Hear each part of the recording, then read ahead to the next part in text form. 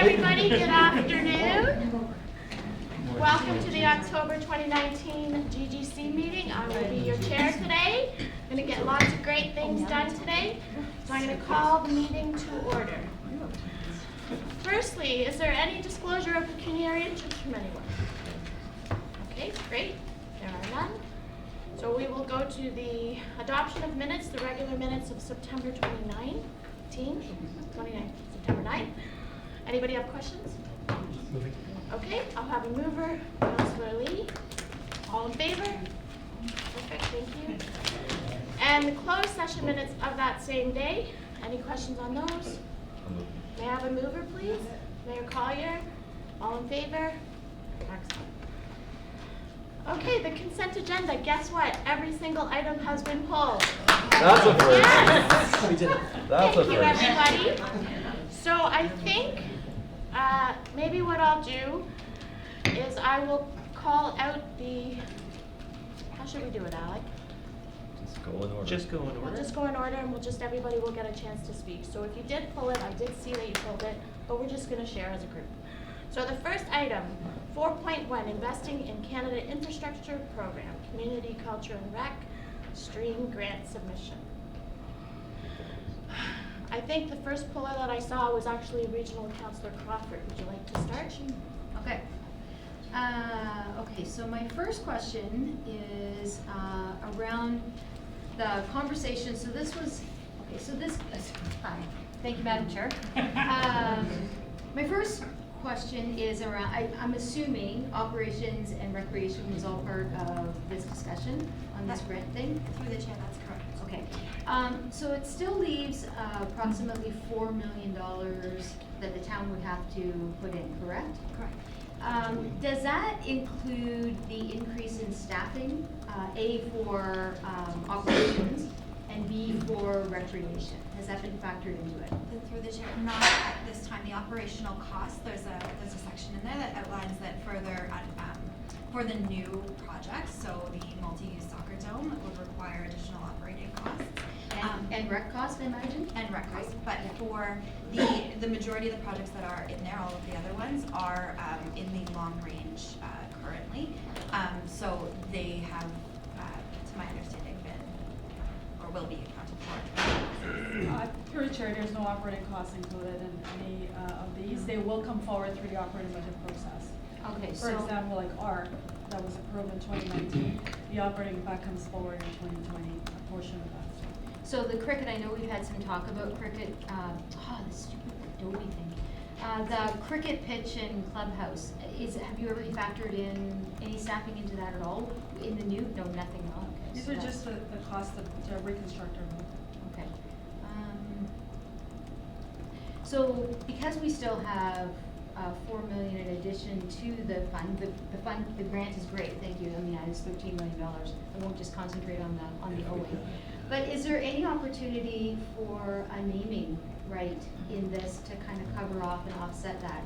Through the chair, yes, absolutely. And this would be one of the sort of flagship projects that we would put forth for any naming rights that we would explore. Okay, because anytime we can get money that we don't have to pay for, that would be great. I think that, okay, I think that was all of my questions. Good. And of course, oh, sorry. I'll leave the other ones to you. The Okay. next person that I saw pulled it was Regional Councillor Lee. Thank you, Chair, and thank you for the report, Madam Cruciano. Just a question regarding the, is there a buffer built into the projection estimates? Through the chair, yes, there is contingency built in. How much was that contingency? The reason I ask is, as we're going to pull in future items, we seem to be going over this, and I'm going to hammer this nail over and over. I want to make sure we try to get as close to that target as possible and not see overages of $1 million after the fact, because that's a harder pill to swallow. Through the chair, absolutely. So for the estimates that have been provided in here, approximately 10% contingency has been added to the projects. And I guess through the chair, I guess Housing and Finance, we're comfortable with that 10%? Yes, in the sense that operations as work and recreation, all the different departments have worked together based on today's dollars. Right. We're comfortable with the estimate. Through the chair to Regional Councilor Lee, I just want to highlight that all the budgets are completed in 2020 dollars. Right. So even with the 10%, the budgets are completed in 2020 dollars. So if this project moves forward in 2021 or 2022, there will be escalation in Okay. regards to the numbers that are presented today versus what will be, you know. Is there not an opportunity to change that practice though, to factor in 2021 dollars for 2022? Do you get what I'm saying? Like, it just, there's always seems to be this sticker shock after the fact. Last meeting of just like, and you know, we will ultimately approve it because we're already like 90% done, but I don't want to see another washroom situation where we don't approve a washroom because of the massive sticker shock associated with that. Through the chair to Regional Councilor Lee, that's an excellent point. We do look at that through all of our budgeting processes, but understanding that we fully haven't vetted out what the scope of work is for this. Right. So again, going through that conceptual design and then understanding what the detailed design is really does inform the budget and allows staff to be able to bring a more fulsome report back to council, which would include the operating budgets that Regional Council Crawford had spoken of. So if you were to go back and look at the report that when ARC was awarded, it had all of the numbers associated with the staffing requests for recreation at that time. Okay. So again, we need to be able to fully understand what the ask What it is This before, is yeah. really staff's ability to look at everything, go through an order of magnitude to understand what the scope of the work would be. However, understanding kind of the details The is nuances. always kind of the detailed design will flush that. Okay. My next question is regarding the gender neutral change room bathroom, which I think is amazing. Are there any other facilities that GTHA, still adjusting to that, currently using this for? Yep, through the chair, I'll take that. So as capital runs through the operations department, we've actually looked at a number of municipalities who are moving towards gender neutral washrooms, reached out to some of our counterparts in the city of Toronto, and it is becoming more of a design best practice to move towards gender neutral washrooms. Good. I think it's a great paradigm shift that I'm very proud that the town is taking. And I just want to make sure that there's, you know, I wouldn't mind being the first to class in this, but I'm glad should constituents have issues, we'll be able to address them through other examples within our immediate neighbors. So, thank you, Madam Chair. Next, we have Mayor Collier. Thank you, Madam Chair. Some of my questions have been asked. Just, which of these are already part of our capital budget? It Through says the some are, but it doesn't say which some. Through the chair, currently, all of them with the exception of the multi-use sports dome have been through that process through, or will be going through that process later this year. Okay. But the basketball courts, the skate park, pads 3 and 4, the MCC change room work part of the long range. Were they in 2020 or were they further out than that? They were through the chair. Catherine? Through the chair to Mayor Collier, the only project that's actually landed in the long-range capital forecast right now is the MCC change room. And we're actually in design for that this year. The rest of the projects will be submitted through the long-range capital forecast. It might come in the back of the forecast, but none of them you'll see as part of the actual budgeting process through the long-range right now. Okay, so if we are not successful in our grant application, the McLean washroom will still go ahead? Yes? Question mark? Question, pending council approval? Right. Yes.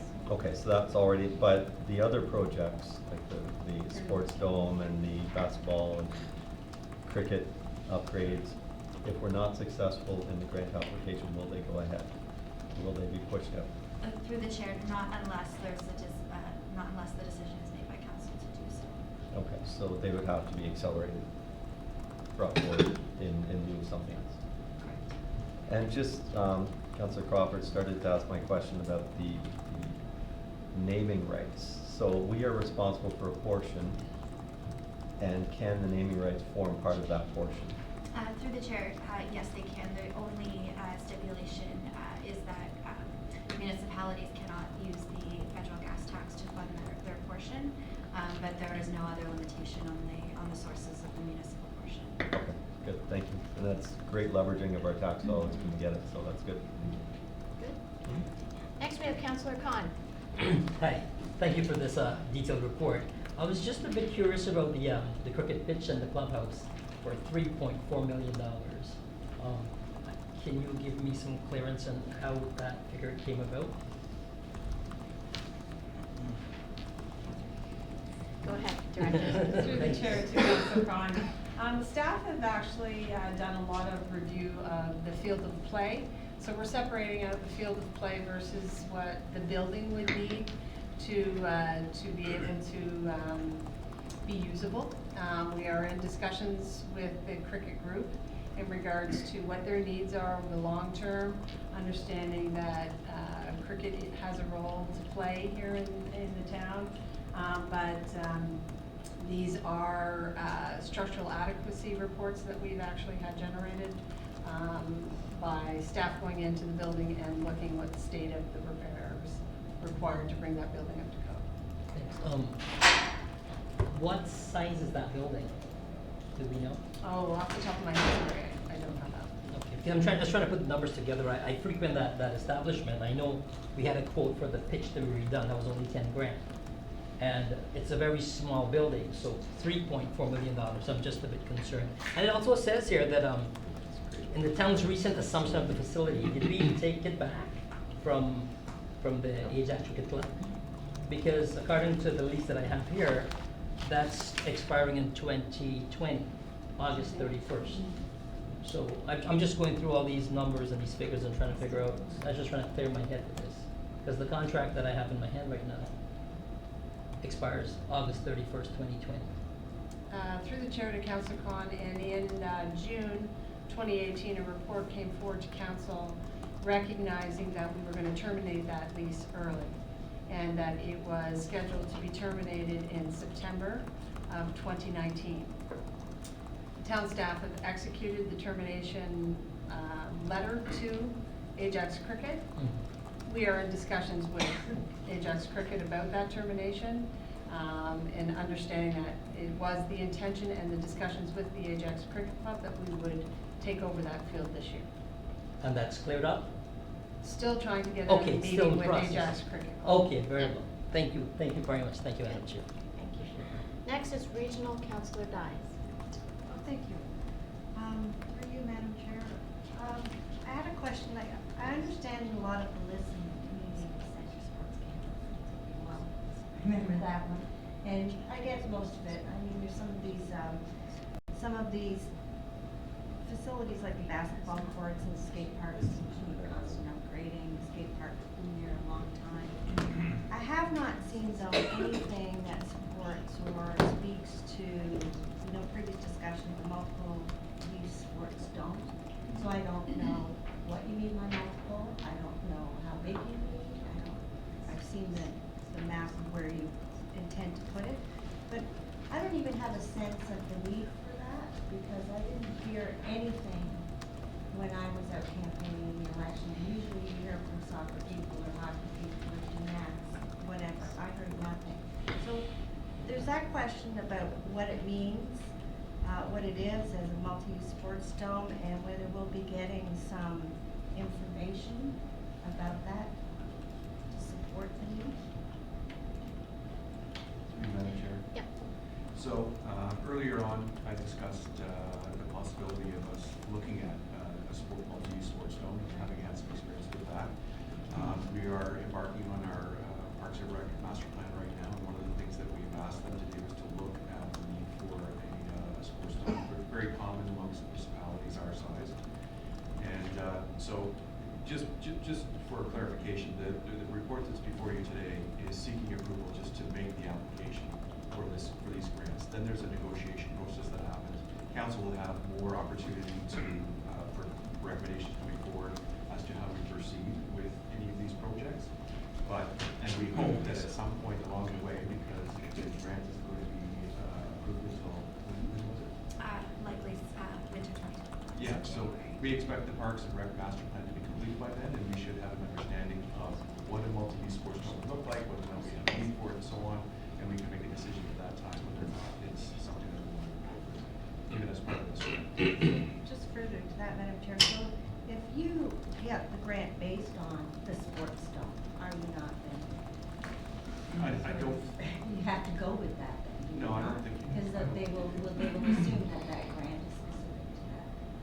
So through the chair, the design, the language around the multi-use sports dome was designed purposefully to ensure that we leave our options as flexible as possible, anticipating the outcome of the rec master plan. And so with that, you know, what we have very preliminarily are, you know, conversations about, you know, the Ajax High rugby team currently travels to Pickering for their practices, and seeing what we can do to kind of really intensify and support the growing population in downtown Ajax as part of this. Now, to Shane's point, as soon as the negotiations continue, we have the ability to go through a fulsome planning and design process as part of this grant. So we are not at any point necessarily pigeonholed into a specific design at the outset. There is an understanding that as we go through the process, negotiating with Transport Human Ontario and with the administrative infrastructure, we have the ability to flex to the changing needs of the community, given that the timeline is so extended. Well, I look forward to going through that process, because that's a really big ticket item. And, we just had those, artificial turf put in through the Pan Am legacy, and there's all kinds of issues around that. So, I you know, really do feel that I need more information. Thank you. Thank you. Thank you for the report. I just have one question along that sort of allotment of funds. So let's say the grant is successful and we receive all the monies, and then during the design and narrowing down phase, we see that the allotments are incorrect. We need more somewhere or not, or less somewhere. How would we fix that? Through the chair, in my experience, that those funds, the amount that is negotiated through the transfer payment agreement, that is signed, is generally what is provided, but there is room for negotiation. This fund is going to be very competitive. There are lots of municipalities that are going to be vying for this funding. So likely what we are approved for will be what we receive, though there is always room for negotiation.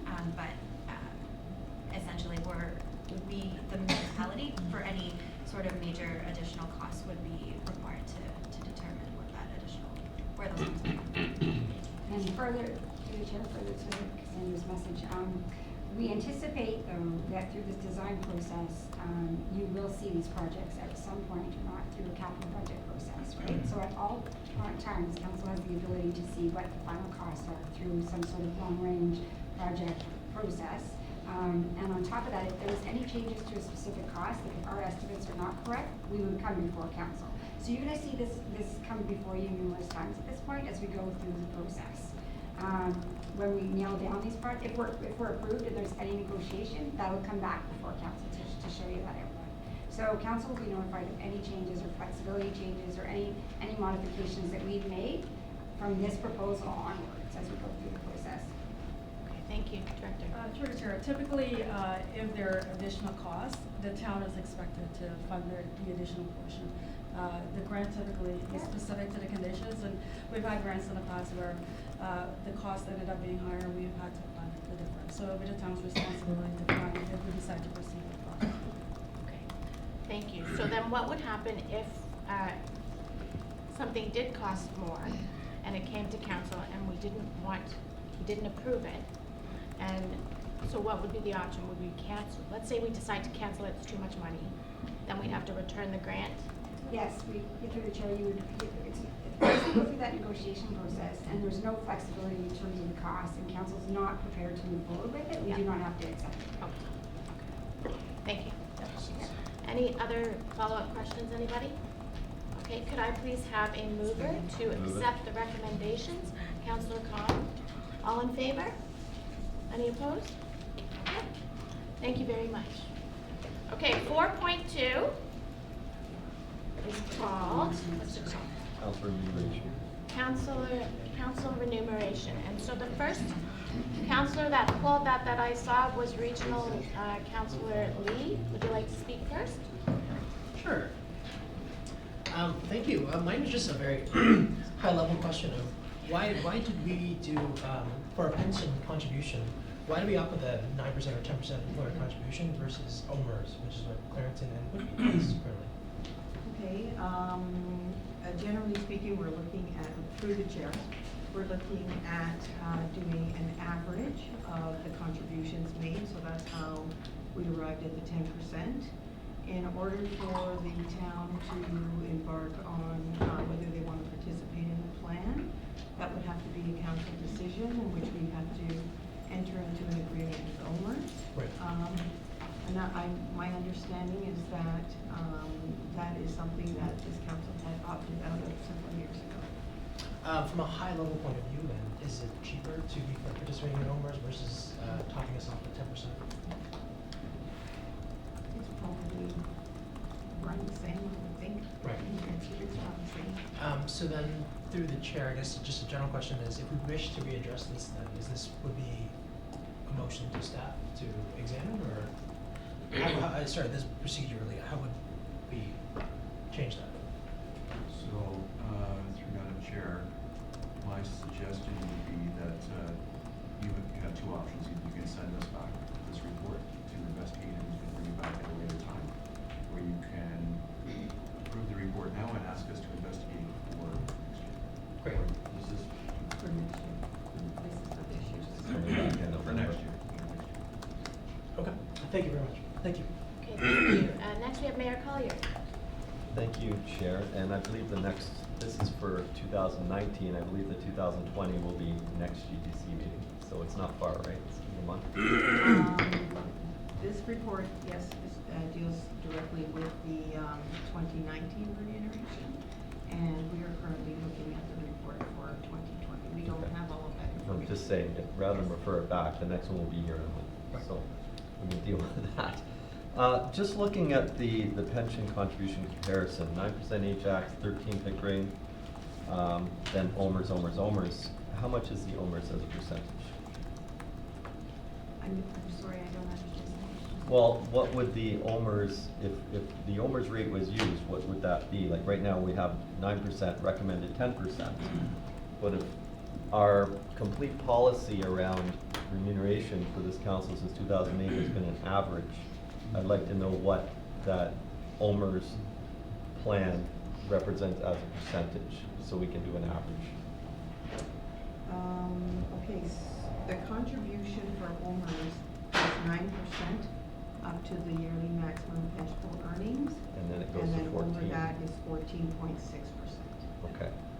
And that's what I'd like to sort of vet out a little bit, because if we're currently at 9%, and we weren't, we used to be at 7%, we went to 9% based on the last average a few years ago. I guess the only person that would really apply to would be me, because the other council salaries are below the 51, whatever it is, the YMP. So using that would be 9%. Pickering's the only one at 13 that kind of bumps the average, brings it to 10. Is that how you arrived at the 10%? Correct. Okay.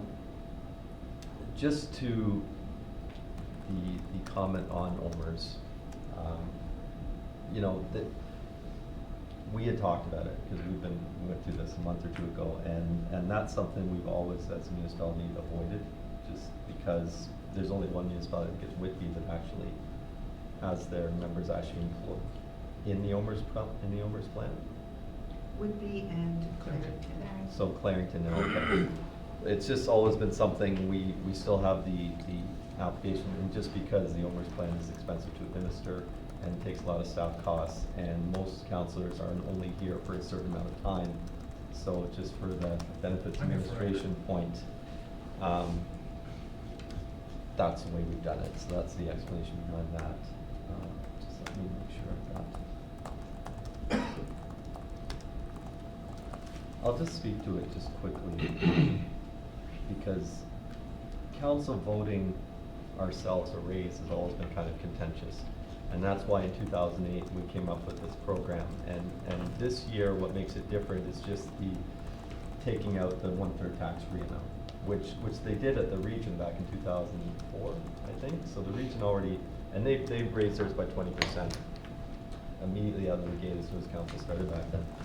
So that's the only thing that's different this time round, but I'm glad to see that we're still sticking with that policy of just doing the average of the other 4 Lakeshore municipalities. And for those council members that aren't aware of how we got to that, we formed a citizen committee, an ad hoc citizen committee. Don Terry, a few other people from Saffron, used to be Messier Deli, from a few of our large employers, OPG, and that citizen committee came up with this, and this is what we used since 2008, and it's worked well, and it takes the onus off of us for, you know, giving ourselves a pay raise. So it's just basically the average. So I'm glad we're sticking with that, and it's unfortunate that it's taken this long to get throughout the year with the election and everything. It kind of bumped everything. But one good thing I want to point out is that when we did the budget this year, we did factor in part of this, assuming that this would be here. So it's not a complete tax hit. It is already been budgeted in the operating budget because we figured it would be the average again. Thank you. Mayor? Councillor Tyler Moran. Thank you, Madam Chair. On page 29, benefits, life insurance and AD&D coverage shall be reduced to 1 times the member's salary when the member turns 65. What's it being reduced from? I couldn't find that. Is it, what's it currently, if it's being reduced to 1 times? Page 99, item G.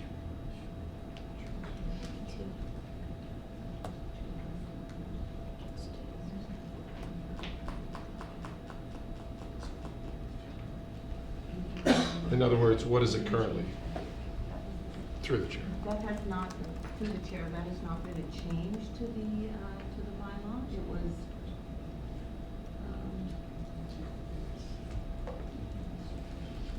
usually, AD&D, accidental death dismemberment is usually 2 times, but will confirm. So it's being reduced from 2 times salary to 1 time salary. If you're serving after you're 65? You get a ways to go. So, yeah, a little ways ago, not much. Don't but- accidentally die. So currently, God forbid, Or does it- then it pays 2 times, you're saying? We can confirm that for you, but that's usually what. Okay.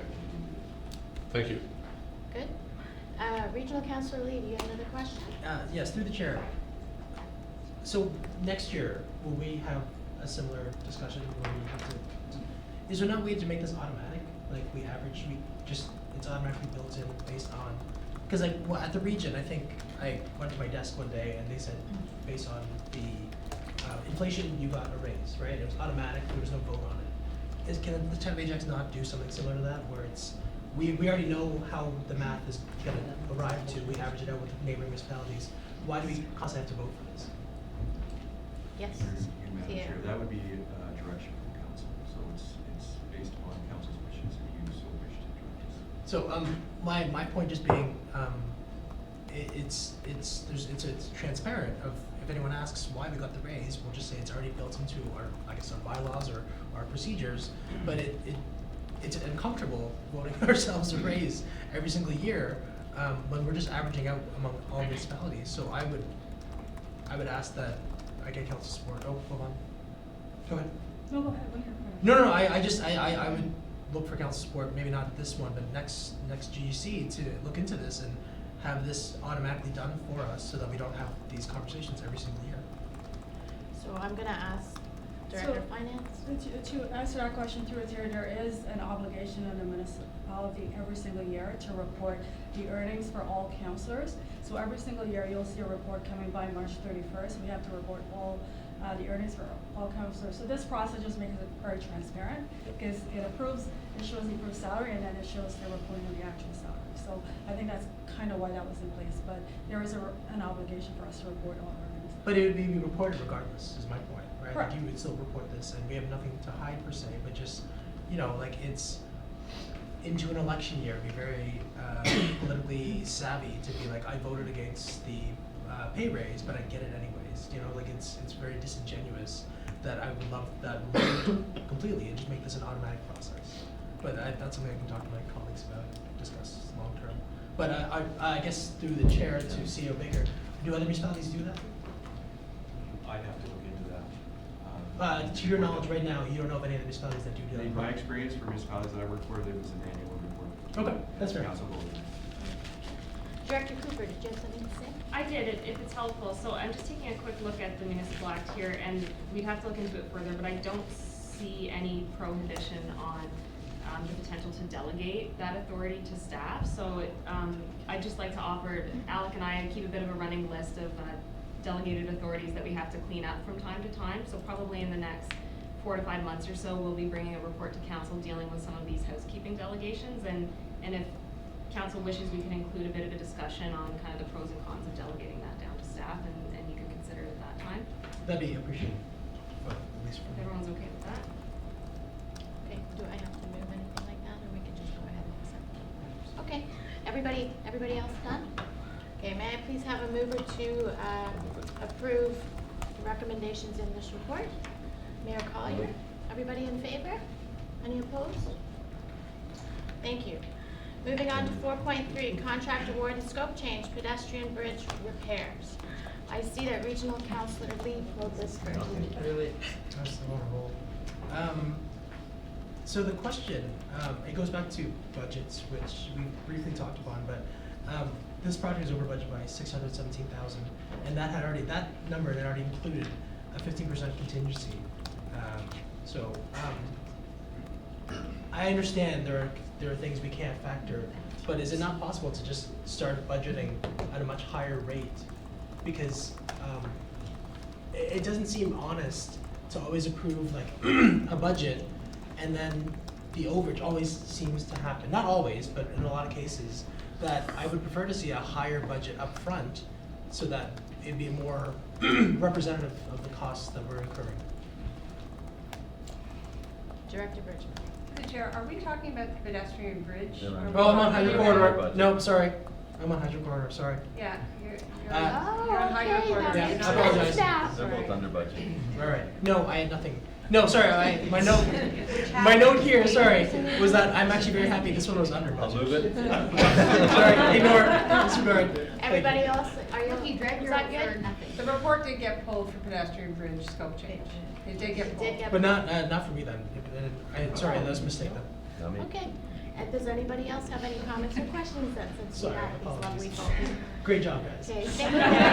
Great presentation. Good job. All right, They're over so, there freaking out. having said that, who would like to move to receive this report? I think I Receive the should. recommendations, Regional Councilor Dyes. Thank you, all in favor? Any opposed? Okay. So, 4.4. Moving along here. Moving along, contract award Lexington Park gazebo replacement. Mayor Collier, would you like to speak? Okay. This is also to do with contingency, and it's a different reason. This is a existing pre-installed piece of equipment that was burned in a fire. Correct. So all we're doing is replacing the equipment. So surely, if there was any soil issues or any of those issues, we would have already known about that with the original installation. So I'm wondering why we're having a 10% contingency as an allowance to respond to any unusual site conditions, drainage, or grading issues and soil conditions that may affect the installation when this is just a replacement of an existing. We've already done all. Through the chair to Mayor Collier, it's generally standard that we carry a contingency on anything. We can get out there and there would have been damage that happened during the event, the vandalism that we need to rectify. Contingency is just something that we carry on every project. I agree with you, I hear what you're saying. However, it is something we have the geotechnical, because we are replacing concrete here. So we do have the geotechnical come out and do the concrete core testing as part of any project that to make sure that the compressive strength of the concrete has been achieved. Okay, the reason why I bring it up, the second reason why I bring it up is, and I've spoken this before, and I'm not trying to be critical of staff or anybody, absolutely respectfully, it seems when we're budgeting, we're automatically building in that contingency as part of the cost, and it gets spent. And that, to me, contingency is in case, right? To me, the contingency should not be spent ever unless there is something that comes up. But can you just speak that, because it appears that's part of the cost. Like, that's what it's gonna cost to do the job, and we're spending it. To me, that's not contingency. That's what Councilor Lee's talking to, that's just increasing the budget. So through the chair to Mayor Collier, to your point, we carry contingency on any project because we need to understand that things happen on a project, and those are sometimes soil conditions, sometimes it's a grading issue that we address when we're on site. And to have to come back and remobilize, it costs more money to do that.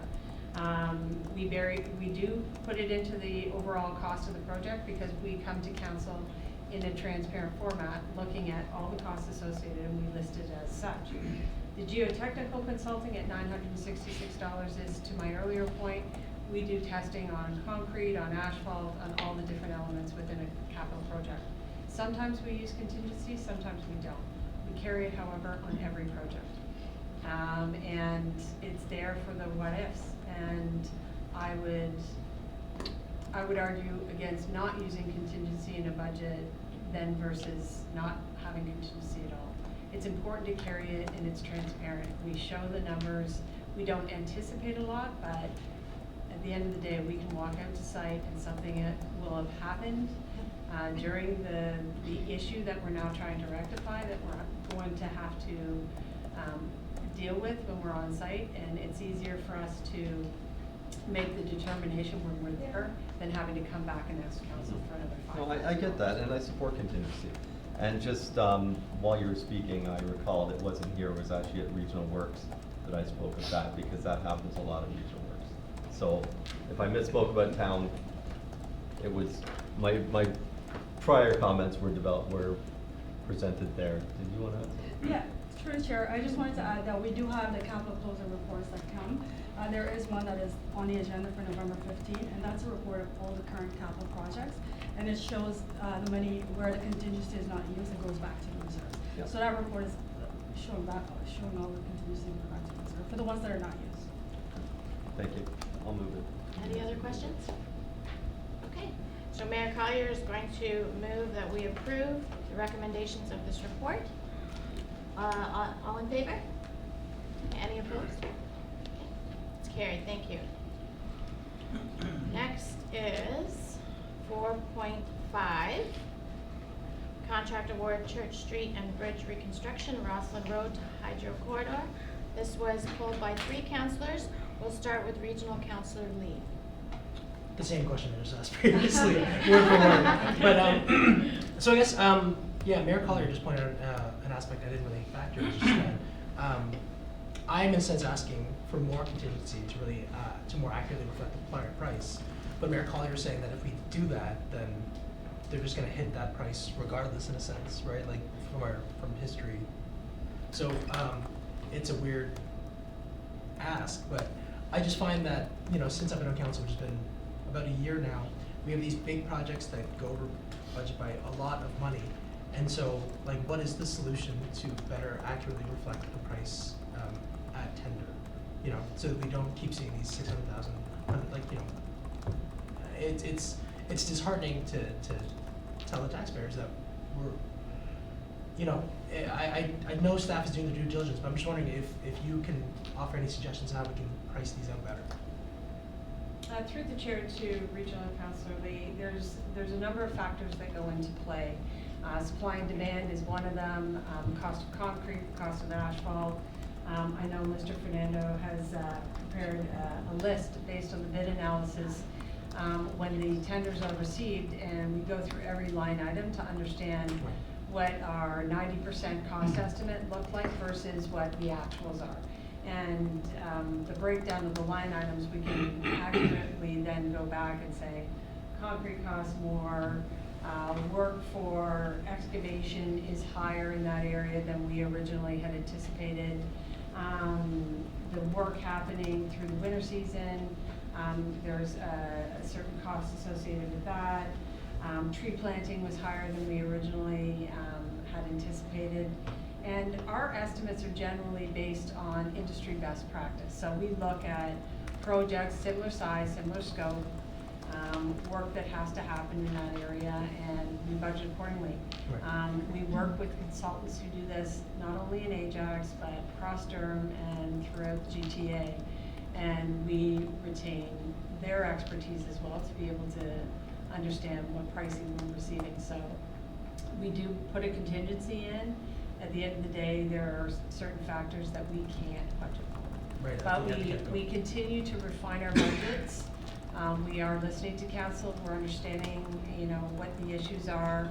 I think for this one, Renal, maybe you can speak to it a little bit better, that we looked at the region works because we're partnering, Correct, with yeah, the region so- on this as well. So the region has sorry, through the chair, the region has a huge component as well, and their cost estimate, you know, at the time of closing, it's almost double what they had initially estimated, so their price went up quite a bit as well. Right. And it's a lot to do with, what Catherine said, it's to do with the concrete products and all that, that's associated with the stormworks, those have gone up in price. You know, as Catherine said, working in the wintertime, excavating during the winter is higher than we initially thought it was gonna be, and so on. So, during the budget time, we try our best to come up with a budget that sort of, you know, encompasses everything, but when it goes to detailed design, and it comes to consultant, the budget will change. You know, it's not always what we ended up budgeting. There's always variances. Okay, I, you know, it's actually like very, this is the same answer you always give me, and I apparently forget it every month. But, is it possible to get like, you know, like the specific, like, overage estimate, like, included in these reports? Like, you said the price of concrete's a good example, where it went up X amount, right? Could we not start including those kind of costs, overages, in these reports? So that if I were a Town of Ajax resident, wondering why it went over that, we can actually go with a more deep down breakdown about why it went over that. Through the chair to Regional Councilor Lee, yes, we can absolutely look at what the drivers are for the over budgets, because they definitely come out when we look at the budget analysis, when we're going through the analysis between where we had, you know, created our budgets to where the actuals are. We go through it and we look, and every line item we go through, and we can clearly identify that in the detailed report that's out. These are the drivers for the over budget. Yeah, if we could start getting that information though as Yep. well, I think it'd be great to just tell residents, it's not just overage, I'd love to be able to give them a hard, real life reasons why they went over. Because, you know, I don't want this council to get a reputation that we automatically, you know, rubber stamp overages, but I want to say that this is the reason why, and I can accurately explain that. So I would love that going forward if that's possible. So, thank you. Absolutely possible. CAO?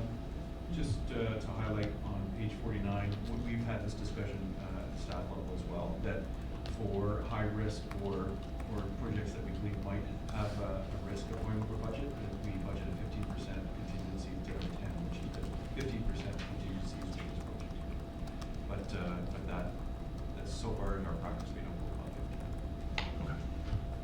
Is that good? Thank you, yes. Okay. Next, we have Regional Councillor Crawford. Thank you, Madam Chair. Through you to Catherine or Renal. You must be just thrilled to have another project happening in this exact same area for a year. I think the last time the Roslyn one, you had hair.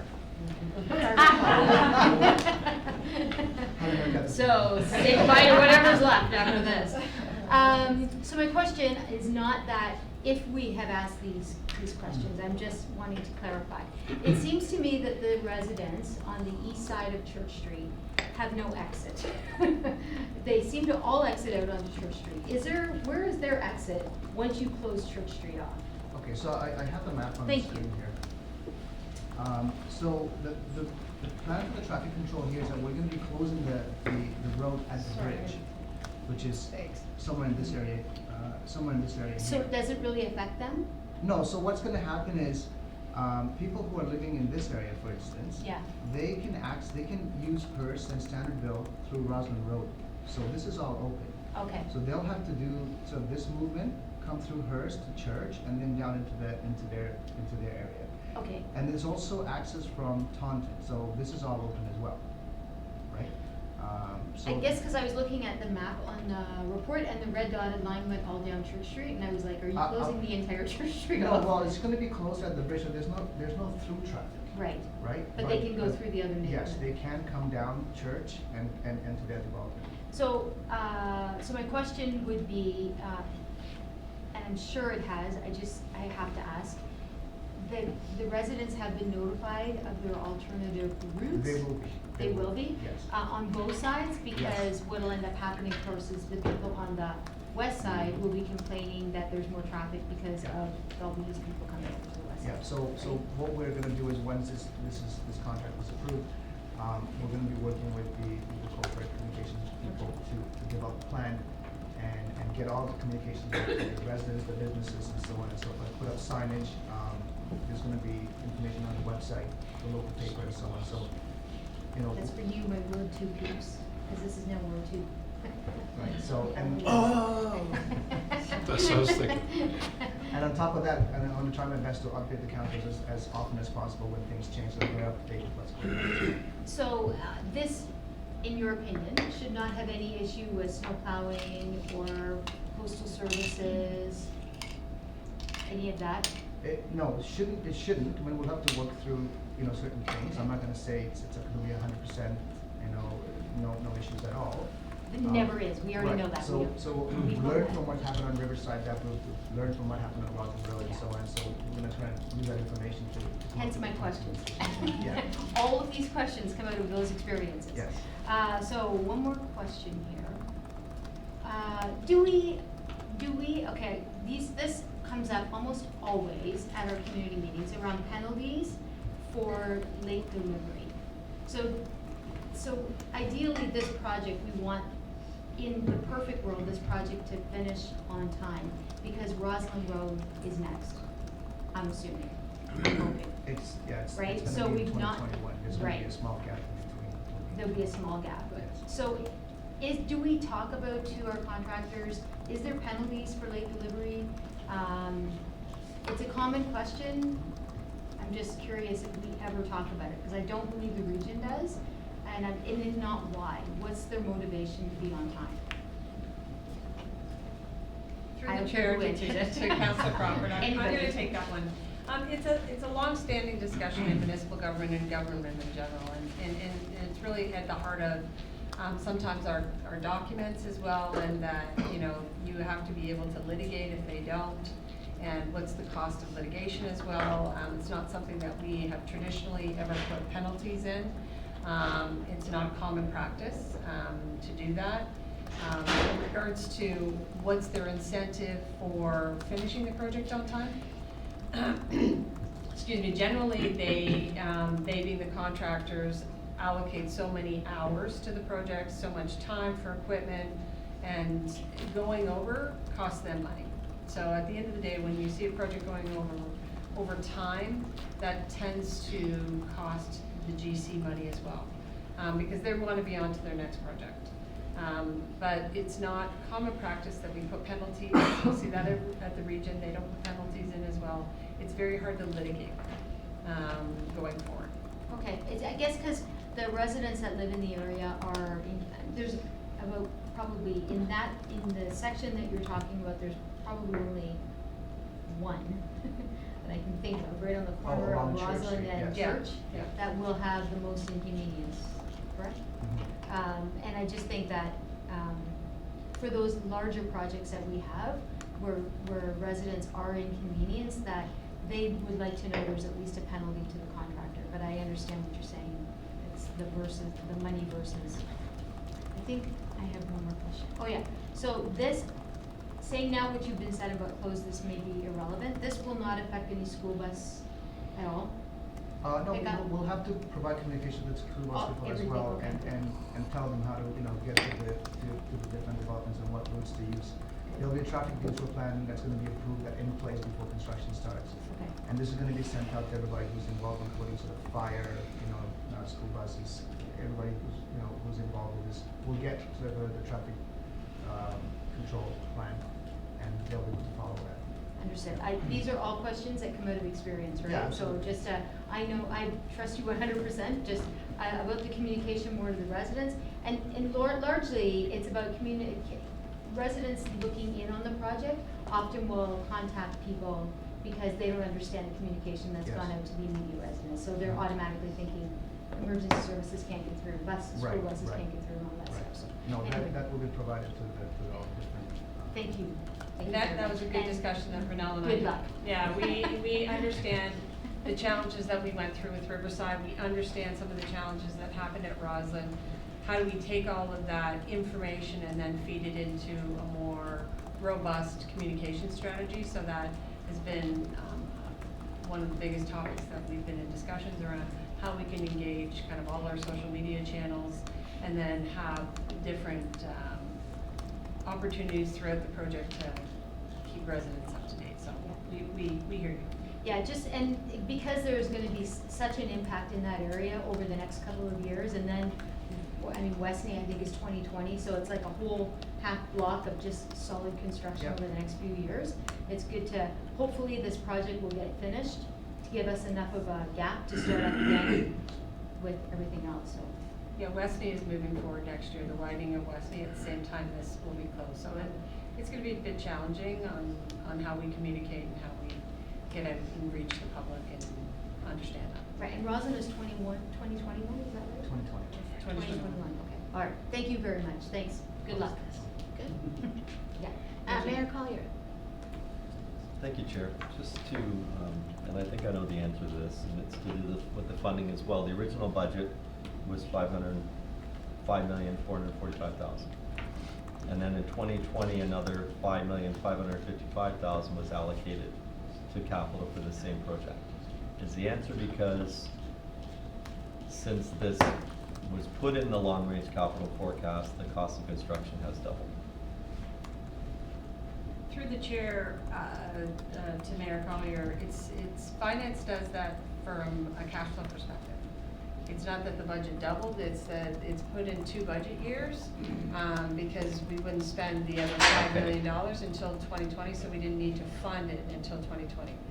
So on the larger scale projects, these types of projects, finance always cash flows them. So the 11 million was what the original estimate was? Yes. Okay.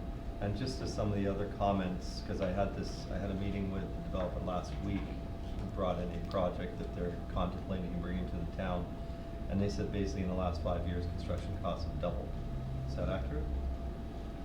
Certain portions of it, but yes. So if a capital project was put in the budget 3, 4, 5 years ago, it would be realistic for when it did actually come time to be constructed, that those costs would be considerably higher.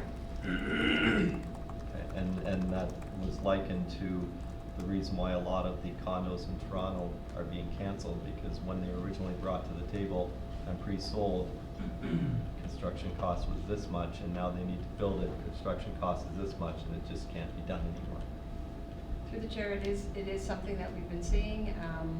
When there's projects that sit in the back end of the forecast, and as they move closer to the in-year, staff go through every single project and they evaluate the budget for that year. So sometimes you see a change in the long-range capital forecast of projects that were budgeted years out, but as the project gets defined through the detailed design process, we also open up every single capital project and relook at those numbers.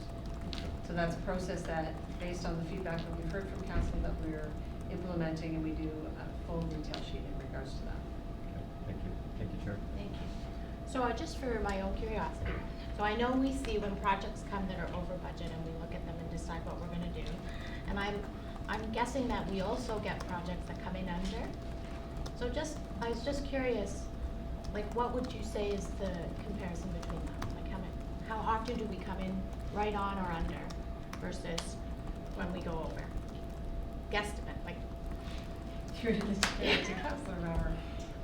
It changes. I wouldn't say that every year we come in on budget, but I think the average, some projects come in right on budget, some projects come in under budget. It changes depending on what's going on in the world sometimes, and supply and demand on certain products. If there are issues with certain trades, you see that all of it affects the cost for construction. So it's hard to put an average on each year, because you have to look at it by year.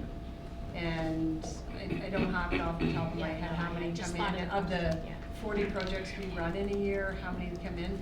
I'm happy to go back, do a little research on that and provide that to you, absolutely, but I don't have that number off the top of my head. Thank you. Are there any other questions? Just further, we have a policy in place where if something's budgeted and it does come in way over budget, either that gets reduced, we use this for Paradise Park. Yes. Either the project gets reduced or it gets bumped, or, you know, so I've seen projects get kicked down the road a year or two and then put out for tender again, like if there's a really busy construction season, then, you know, you just can't get good pricing. So, yeah, it doesn't always go ahead. Okay, could I please have a mover to approve this report, the recommendations? Councillor Moran, all in favor? Any opposed? Okay, that's moved. Thank you. Thank you. Thank you. Okay, 4.6, windrow clearing. That was originally pulled by 3 councillors, or 3 members of council. We'll start with Regional Councillor Lee. Thank you, Chair. Through the Chair to Finance, I guess this would be, so we had estimated the cost of windrow clearing to be $1.8 million. If we were to use the 2019 operating budget as the benchmark, what would the increased tax base be? Through the chair, the Regional Council Snellman. 1% of the 2019 tax rate is approximately $635,000. So given the cost here is 1.8, using the 2019 tax rate of $635,000, that would actually be an increase of 2.83% on a tax rate basis. If you were to convert that to a dollar for the Ajax portion of the property taxes, it would be $41. In 2019, our tax increase was $70. You add the 41, it would have been $111. And by $111, that's on the average. On the average assessment of 455,000. Right. Correct.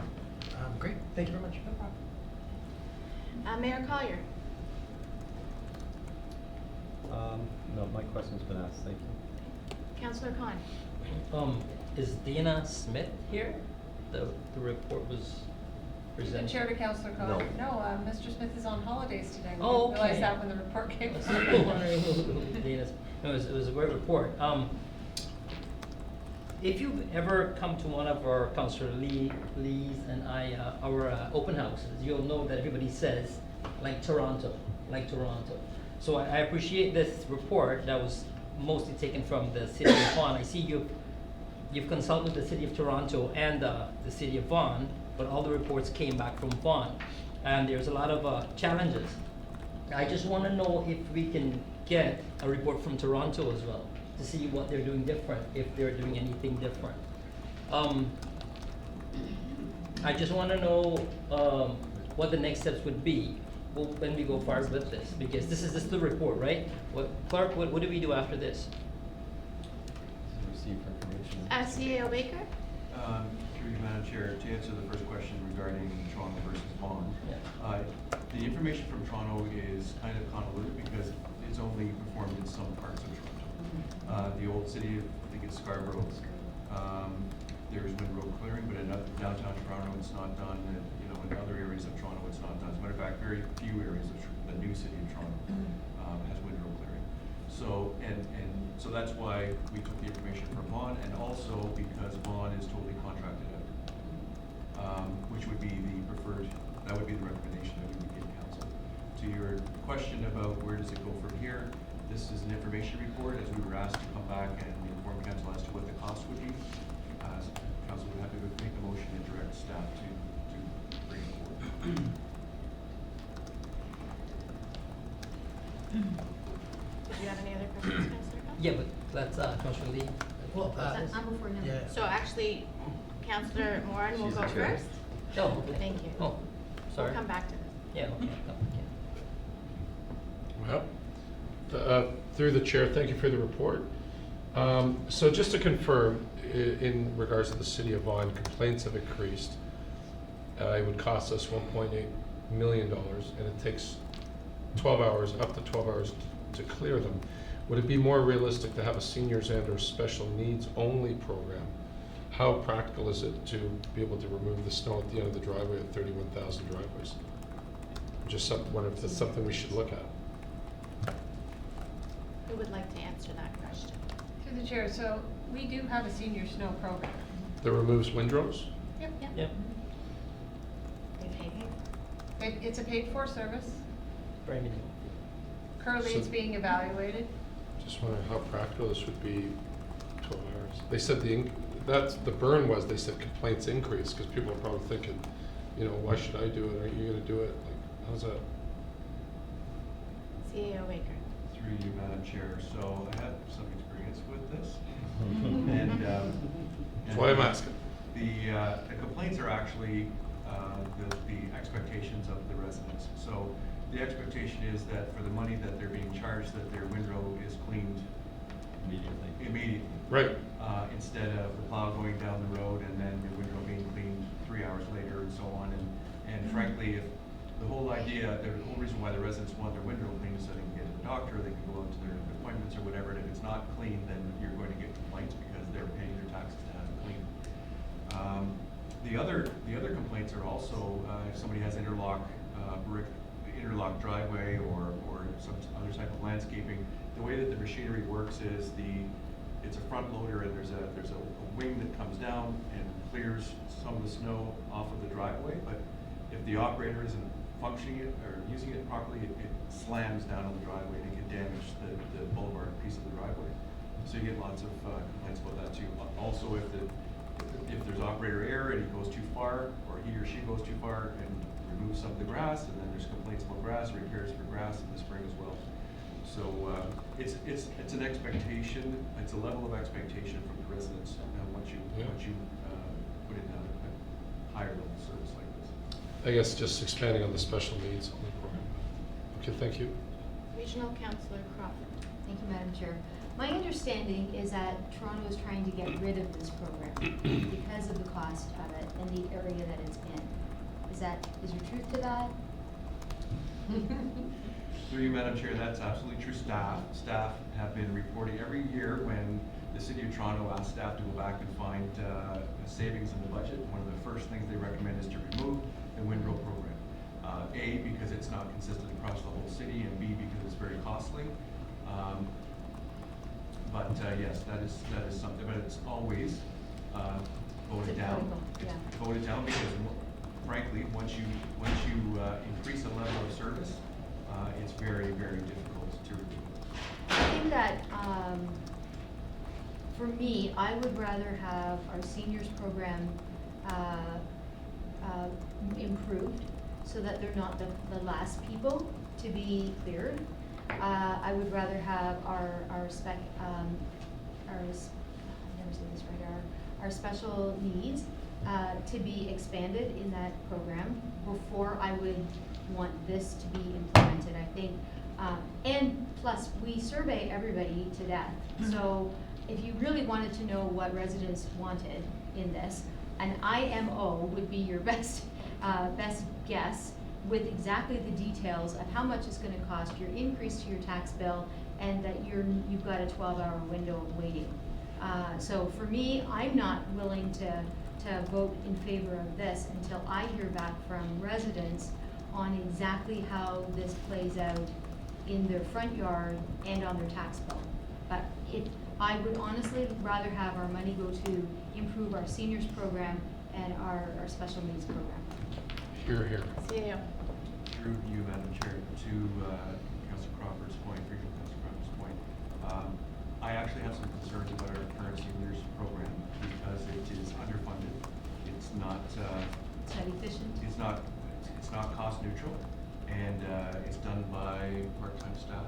6 part-time staff. 6 part-time staff, and it's quite onerous. So if it is council's wish that we look at improving that, I would prefer that we fully look at it and bring back a report as to what resources we really need to be able to do that and what the cost should be. Regional Councillor Lee, did you want to add more? Do you need me to give you direction? Well, yeah, through the chair on that then, are we talking about this winter season then? Because we would need that information sooner than later now. Like, it's impossible, I guess, it's not very possible to, if we were to make changes to the seniors program now, to have it implemented for this winter season, correct?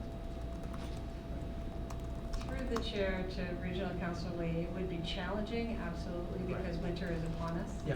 As the temperature dips and we're already We start in August preparing for winter, so it would be challenging for us.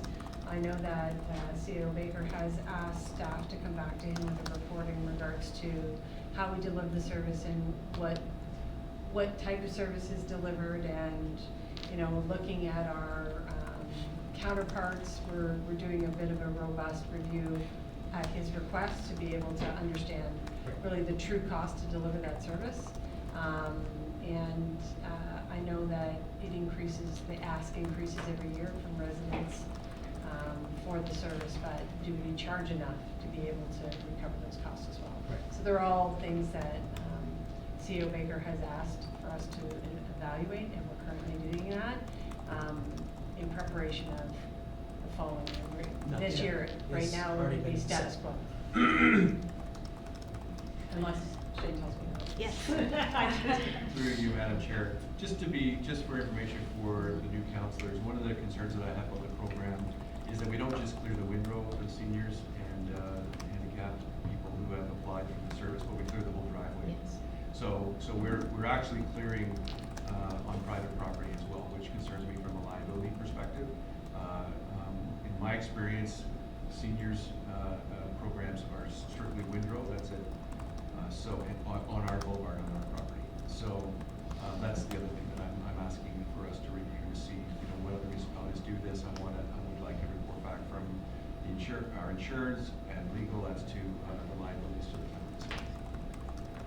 And so just my second point, because I think Councillor Khan was about to introduce a motion asking staff to implement this. That's a guess, but I'm not sure I would support it either, because, you know, $40 does not seem like a lot of money, but in a grand scale, 1.8 million, when we don't know what our costs are going to be over the next few years due to provincial changes to legislation and whatnot, I think this is a luxury and not a priority for our residents, although they claim it as a priority, but they only claim it's a priority 3 months of the year. And so that's why I think I needed to know the price, because we needed to know the price, because we kept hearing anything from 1 million to 5 million, so it's closer to 2 million is the actual cost. And that is something that we can communicate to our residents, and then after, you know, to Regional Councillor Crawford's idea of putting it on IMO and really getting the public aware of this cost, let them make an educated decision down the line when we kind of normalize our taxes over the next few years. Thank you. And Regional Councillor Dies, did you have more to say? So I bet you guys get more snow in the north. We're just lazy. So, just to put it in a little bit of perspective, so I've had some experience with clearing snow in Scarborough. In the windrow, the truck does come down, but only on major roads, which makes total sense, because with all the salt tires, we can't shift it when it's at the bottom of the driveway. It did not go down any of the residential streets.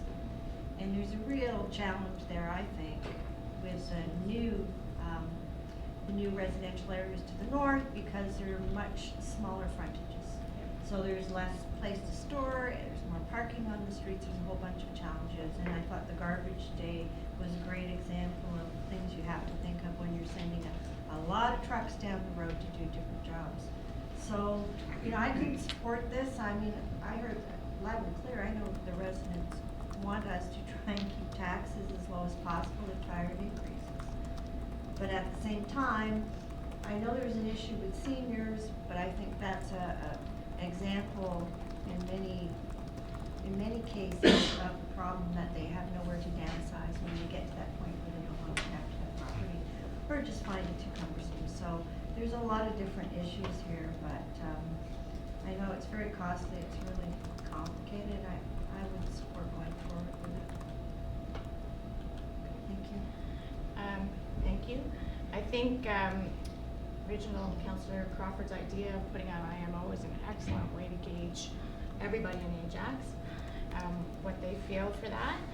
And if we're doing a robust study already about the seniors programs,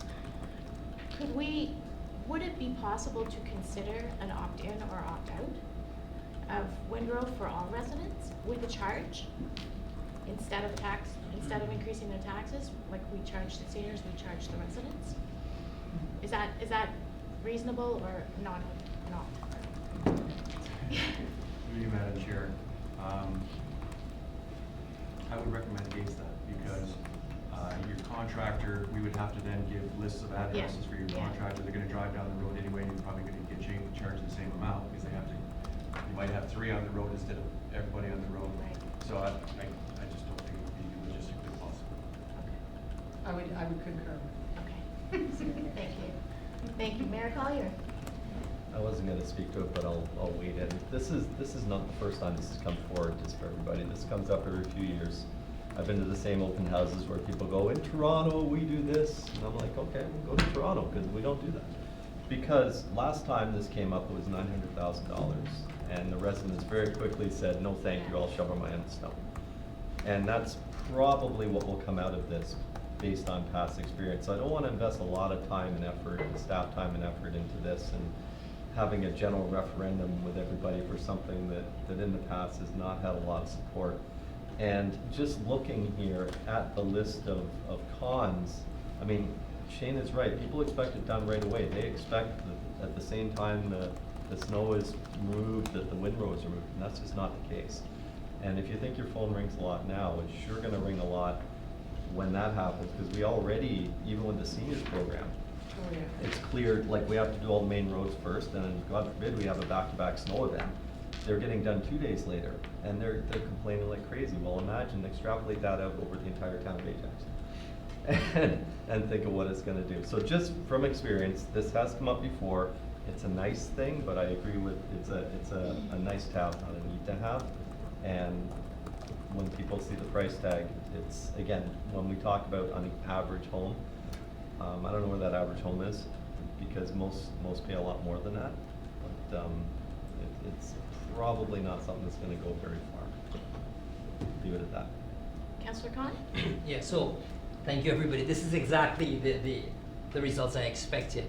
What we did indicate to our residents, though, is that we will give them details on what came out of this. Yep. So we need to have the messaging done clearly and brightly so they understand, because mostly up north are new residents. And they don't know the history, or you're telling me the history now. I learned that when we brought this motion in earlier this year.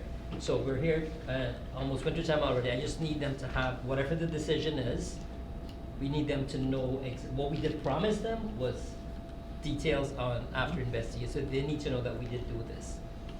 Which is done. We'll do that. Okay, thank you very much. Thank you, everyone.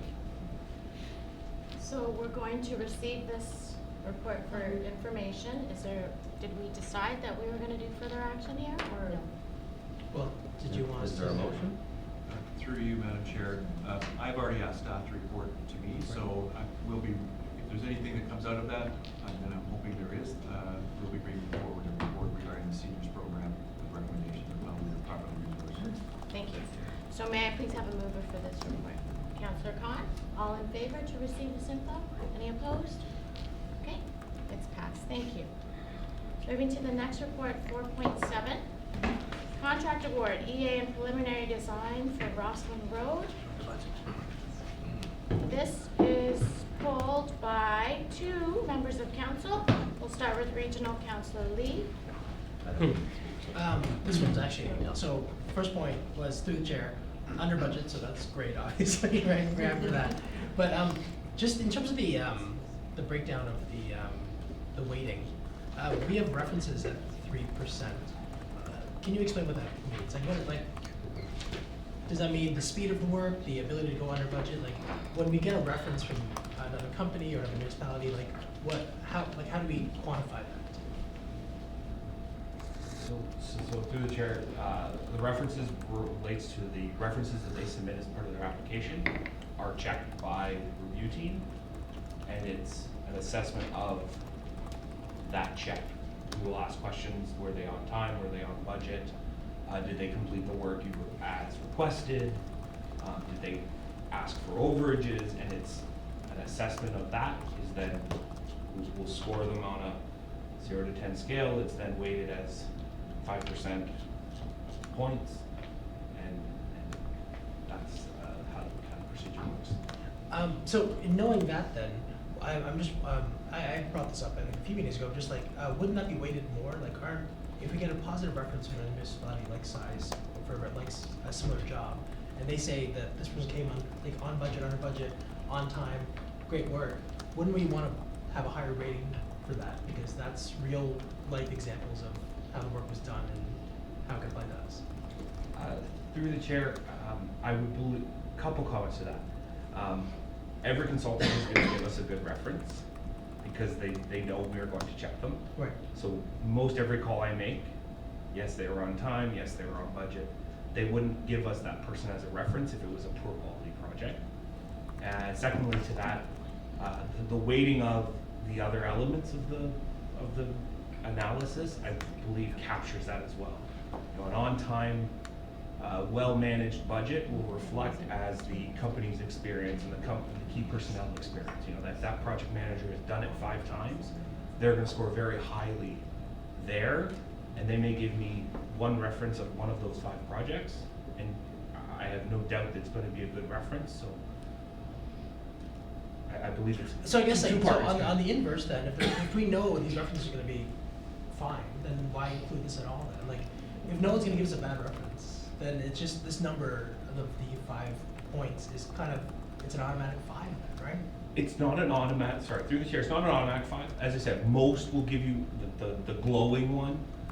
You do get the odd comment. You know, yes, they did the project on time, but they were over budget. So it's a good quality project, but maybe, or were they over budget because the municipality gave them the wrong budget or because they did something wrong? So I would still call that a strong reference check, Right. but it was misbudgeted for something beyond the consultant's control. What references also do, through the chair to Regional Councilor Lee, is it allows you to look at the project that they've provided. If you have the same challenges, if they're going to experience the same issues that you foresee within your project. So sometimes the references, even though the references can come back glowing, you look at some of the elements within the project as well to say, yeah, we're gonna run into that, they've experienced that, that's how they've managed it. So it's part of the evaluation process that, you know, that we do as a team. And again, different groups from different departments are on the evaluation committee, so it's not all just planning, No, it's of people course. from operations. A lot of the times we invite bylaw to sit in on our evaluations of ours, different points of view in regards to the interpretation of how the submissions are received, but references also allow you that kind of glimpse into some of the challenges that these consultants have faced in other projects and how they can apply it to ours as well. My last question through the chair then, is there an opportunity for us to call other municipalities, be like, have you dealt with these people? Like, do our own outside reference checks that aren't provided by them? The town will use whatever means necessary to be able to get the Good, okay. information they need, so we Right. do. So it won't necessarily just be their references, we'll call around and be Yes. like, what's your experience of the work here? Absolutely. Okay, I was afraid it was just kind of from their point of view, and like to your point, it was just glowing references, which doesn't do us much value, so. And further to Director Brisbane, it's the type of project they also reference. You know, if someone is referencing a rural road, that's not really what we're doing with Rawson. So it's great you did a rural type of EA, that's, while you did it glowingly, that's not the type of project we're doing here. So there's also that checking the type of project they're Right. referencing as well. Or if it's very dated, great, you did one in 2010. But things have changed since then. Things have changed in 9 years. Right. So we as staff check that as well, beyond the just getting the glowing reference. It's the Great. type of reference it is. Thank you, thank you. Thank you. Councillor Moore? Thank you, through the chair. So, the environmental assessment is provincially mandated? Is that correct? Through the chair, yes. We have to do that, right? Okay, thank you. I'm sorry, Regional Councillor Crawford. That's good. Thank you, Madam Chair. So this project, okay, so I always overshoot what the actual report is. This is for the EA and the preliminary design, from Westney to Lake Ridge. Through the chair, that is correct. Okay, so no construction's happening on this. Through the chair, correct. Okay. And no this- detailed design. Right, so this happens starting November 2019. They Correct. start their EA study and the preliminary designs. That is correct. Because we're doing the other one, the other end of Roslyn, well, from Church to Westney in 2021. Correct. Right, okay, so that, so when this gets, it gets chunked down, right? So the next section would be Westney to Harwood? So through the chair, there are two sections that we've defined within this EA, Westney to Salem and Salem to Lake Ridge. Oh, okay, okay. Currently, as proposed in our DC study, as proposed in the ITMP, it is to continue the west to east build. Yeah. However, this EA will confirm that. Oh, okay. If for some reason the EA identifies the need for to do the second portion, the Salem to Lake Ridge first, Right. we will consider that. But That would be as weird. currently Oh, proposed, but as necessary, as needed, yeah. there are pressures, we are seeing pressures in the east with Yeah. east expansion to Mhm. 4 lanes, so it's So you could We jump a have- section, you could just to ease the. potentially, or in theory, you could build both sections at the same time. That's all needs to be done Kill on budget somebody. consideration. Kill operations. Yeah, I can it's. feel the breeze over Yeah. there. I think it would be akin to Kingston Road.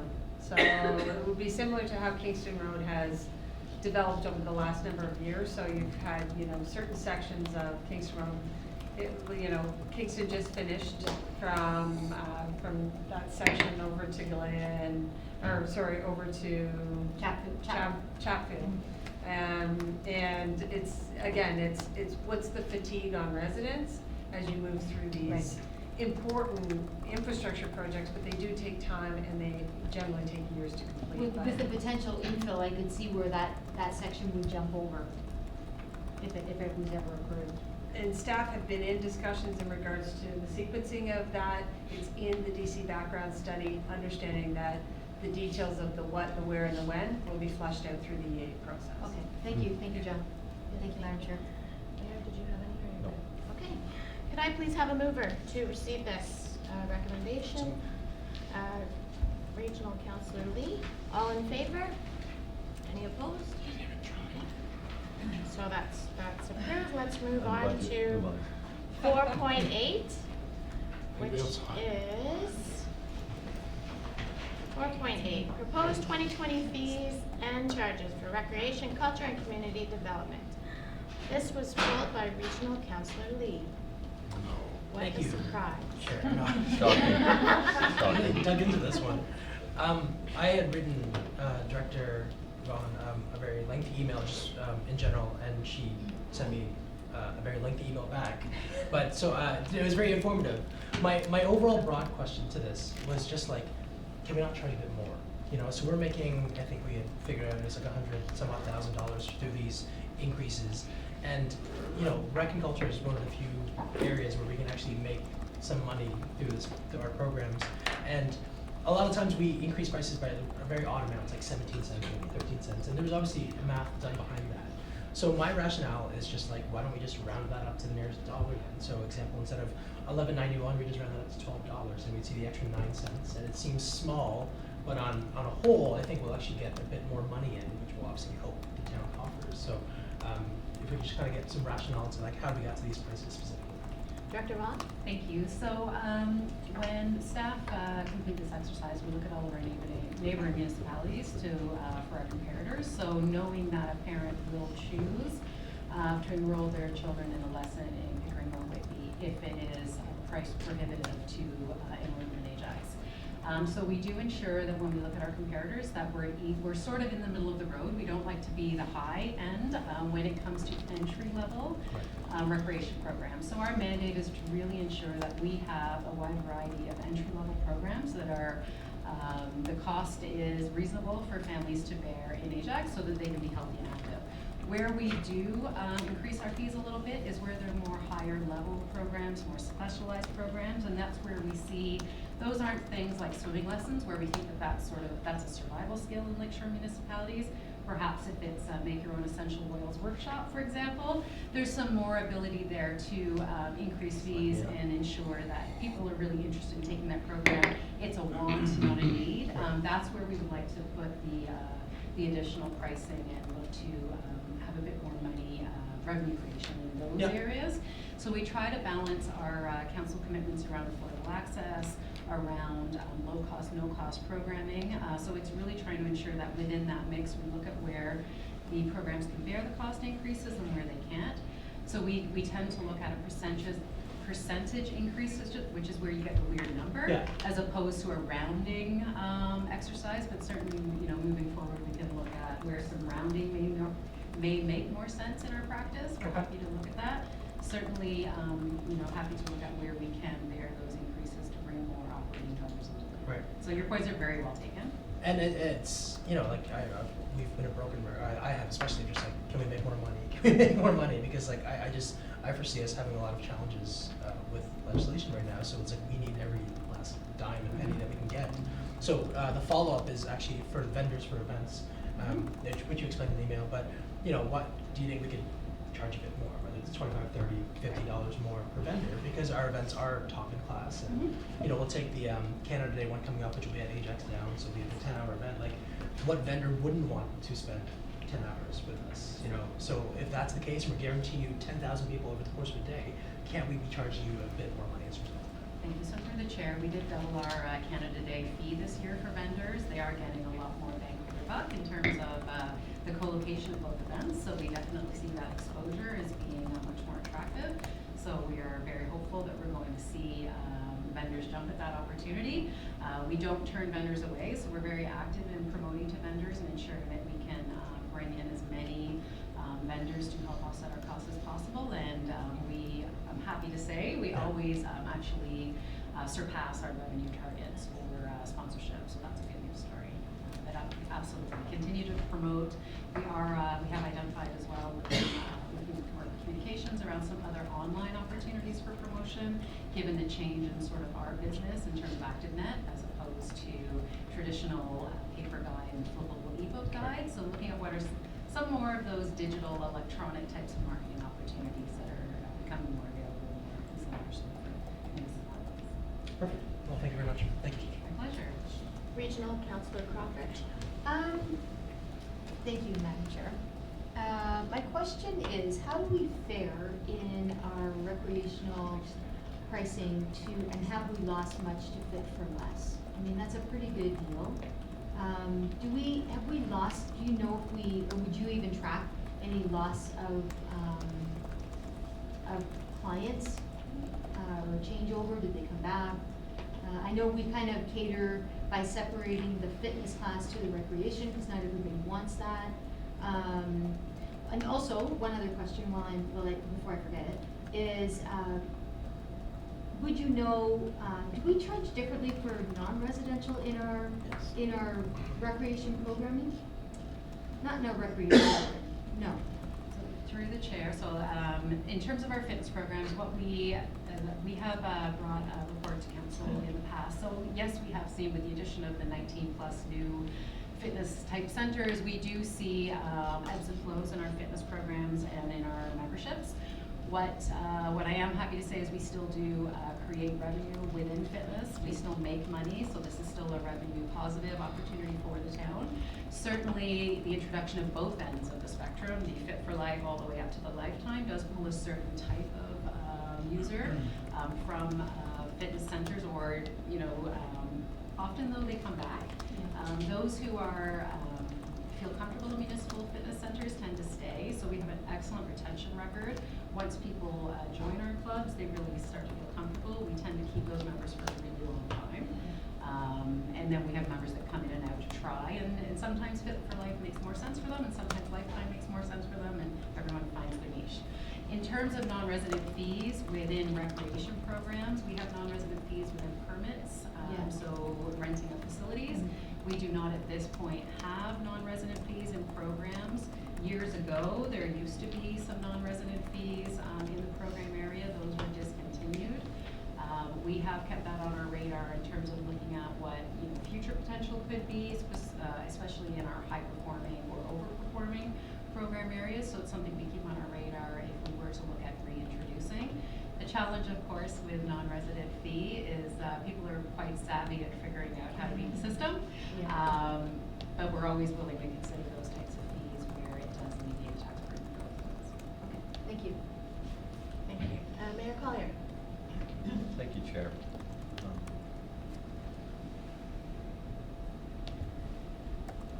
I'll come at this this from a little bit different angle, because I would rather see costs stay low on our program fees, because I don't want cost to be a disincentive for people to use it. I want the facility to be full and get people out and involved in the community.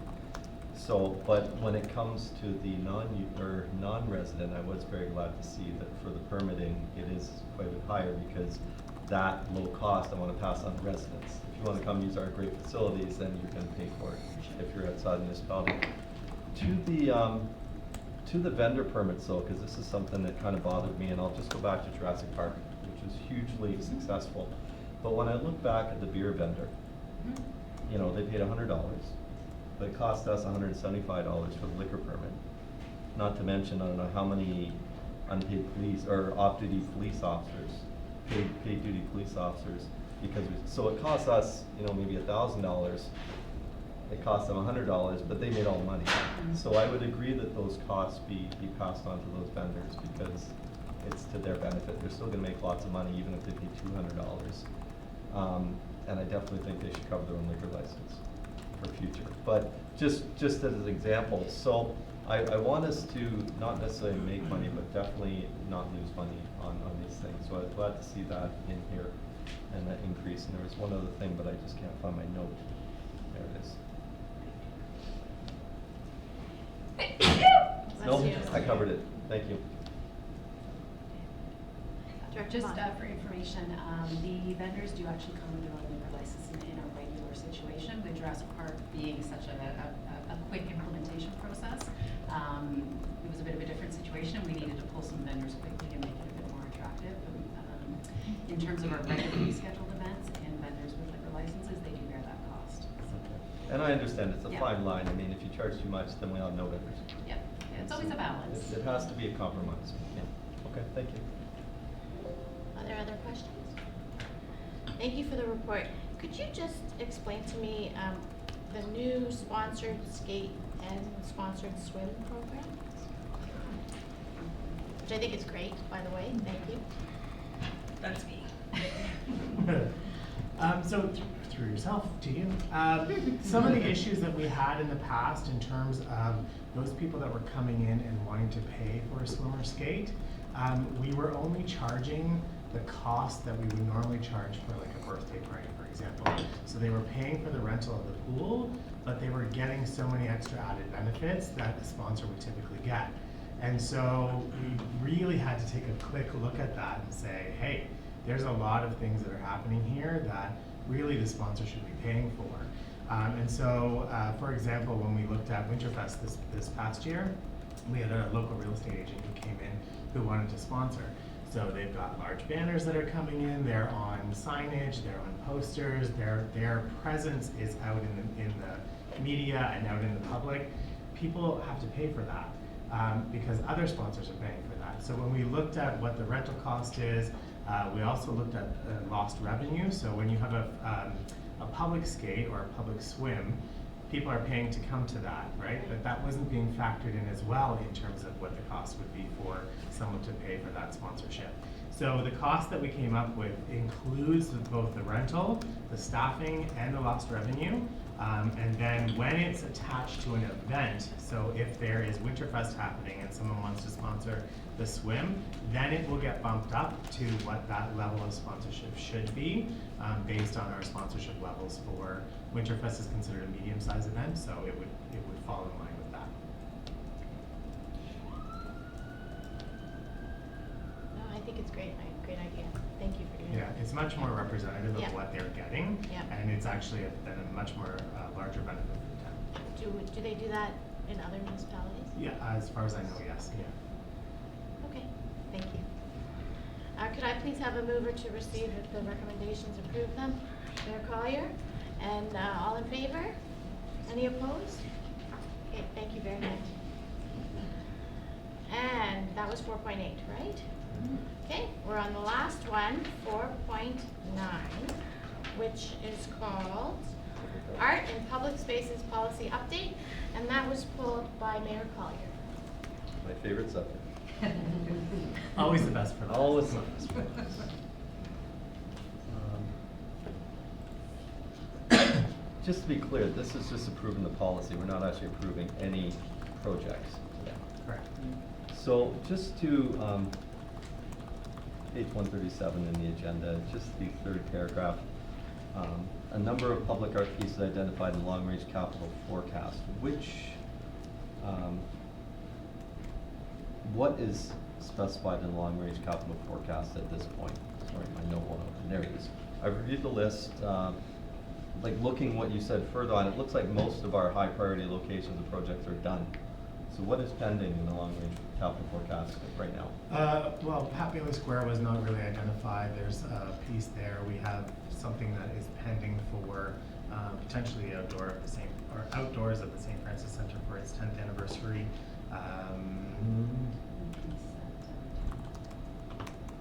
Yes, Town Hall, yeah, the refugee piece as well at Town Hall. So there's a few pieces that are sort of on the docket that we're looking at. And then I think the other, when we look at the public art plan, again, as I mentioned in the report, it's been so long since it's been done. And I think that, you know, to go back and revisit that to say, are there other locations potentially where a piece might make sense? And then go from there and see if there's additional places that we need to look at. You know, we're not sure. Is there another piece of Greenland, for example? Is there another piece somewhere else? We do have multiple pieces at certain locations because they're high traffic. So we need to take a look at that, I think, in terms of where we're going with it. And what's the funding source for public art? The strategic initiatives? Yeah. Is that something we add to each year, or is that a balance? What's the balance of that one right now? The balance of the current strategic, Well, it doesn't matter. Is that something we top up each year? Is there money put in there specifically for public art, or is it just a percentage of the slots revenues or something that goes in? Through the chair to the mayor, there's not money specifically put in for art. It's put in to compete with all the projects through that reserve. And we do the allocation from Meridian and slots to the strategic initiative. What else would come from strategic initiatives? Anything that's new, like a new study, new initiative that competes out with the strategic. So all our building energy audits. The energy audits may be eligible for federal gas tax. If they're eligible through a different funding source, we'll use that. But if there's, it's new and it doesn't fit into infrastructure or anything like that, it will go through the strategic initiative. Generally new studies, so if you're looking at something brand new. So art would fall into that. Back to you, Robert. Will anything be coming in this budget? Any art pieces for this coming 2020 year? Yes. Okay, because this is going to be a pretty competitive year. There's a lot of new projects. Yeah. It'll be in the capital budget, not the operating budget. Okay. Most of them are capital. Yeah, and yeah, I mean, we have had in the past some smaller ones that were under 10,000. The McLean piece, for example, in the front lobby is a smaller piece.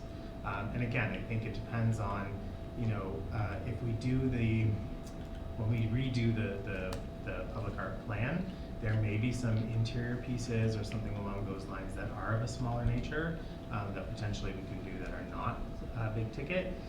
But as we've said in the past, I mean, anything that's sort of an outdoor piece, anything that's larger, depends on where you want.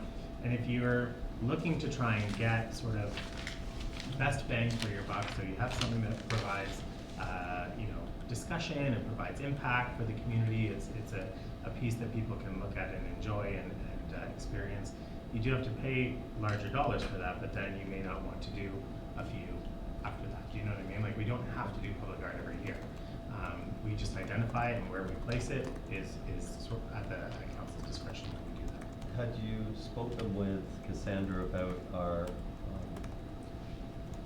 naming, or what do we call it? Our naming rights policy, because you know my position on using tax dollars for public art. But if a builder wants to pay for it as part of their development agreement, or if we can get somebody to sponsor it, I'm all for it. Absolutely. So, and through the chair, there is some additional verbiage that we've added in based on feedback from planning and development that we've added in terms of the review piece as well. When when planning and development will go forward, and planning and development have been great to work with because they typically do request that when there's a new build, a new site, which is how we get some of the art pieces. I know there's a piece that's scheduled to come in for the townhomes, I think, up on just north of, Main Jersey. yeah, exactly, right in there. The piece that is at the Shell station at Taunton and Salem, right? That was also done through site design. BMW was done through site design. Where we didn't have, where the verbiage failed us, I think, is not really control, but the ability to be able to review those pieces. Some of those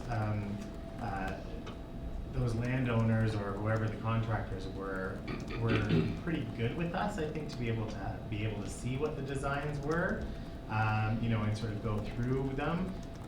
To be quite honest, I'm not a personal fan of the BMW piece. I don't like it, but we didn't have a choice, right? Because it's on private land, so it depends on if the developer likes that, and then they move forward with it.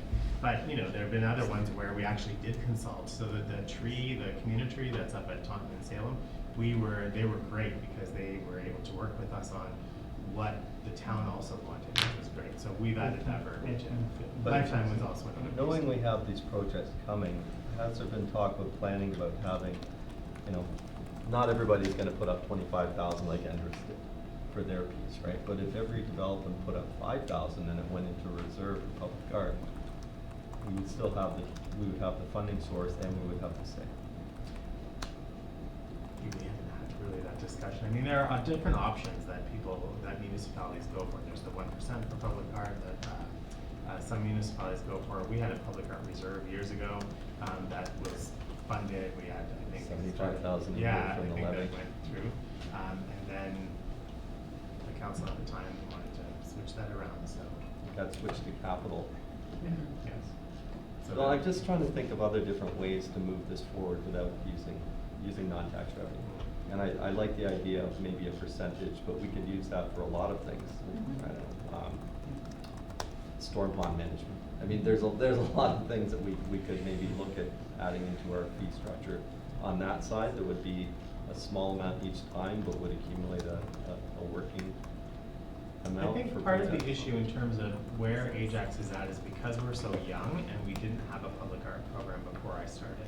And so I've only been here 12 years. And we didn't get the public art policy started until 2008, 2009, I think. And so I think over the past few years, there's been a lot of catch up in terms of trying to get some pieces out into the community. I think we're at a pretty good space. It will be interesting to see if there are other sort of spaces that are identified within the public art plan when we talk to the new public art review panel. But again, we don't have to do public art every year. I think if we can strategically plan things and figure out where we think a half-decent piece would benefit the community, I think that's something that we need to look at.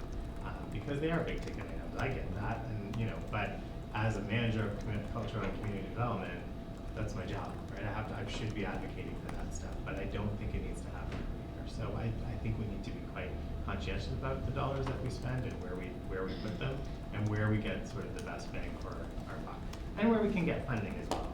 I think that's a really important piece to use as well.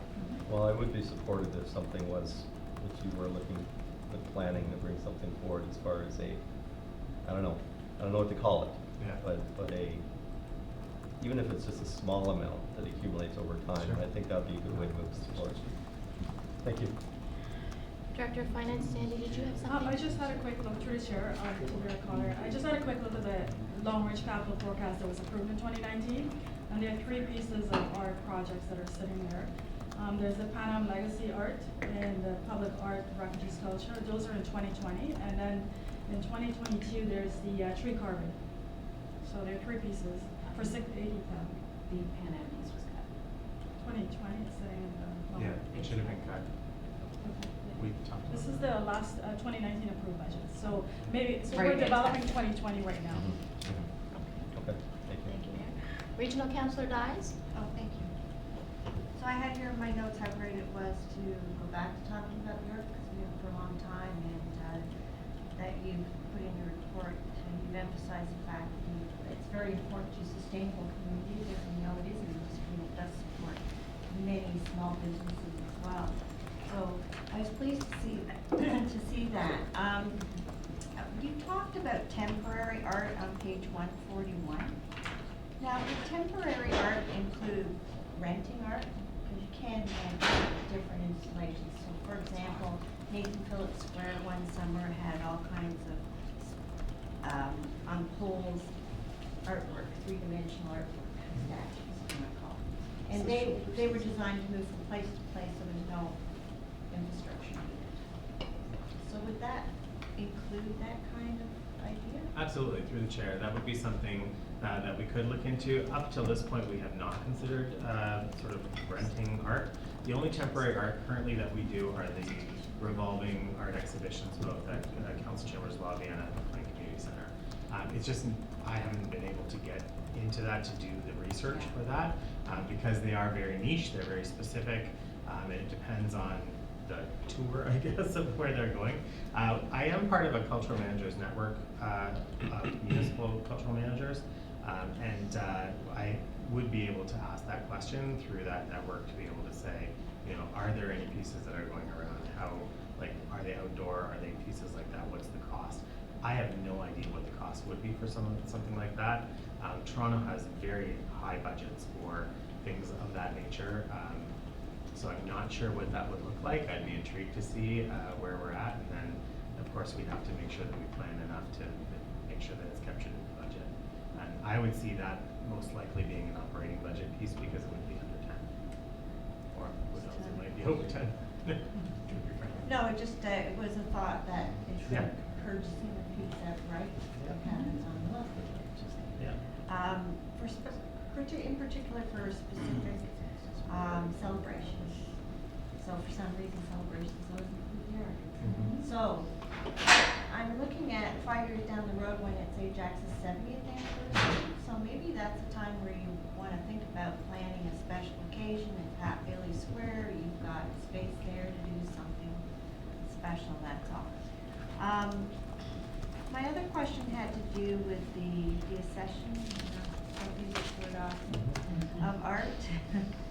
The policy states that a comprehensive assessment will be undertaken, as it should be. But it also states in B that it looks at if the artwork is no longer relevant to the town of Ajax and its collection. And I think that's kind of a subjective reason. People would look at that very differently when it comes to art.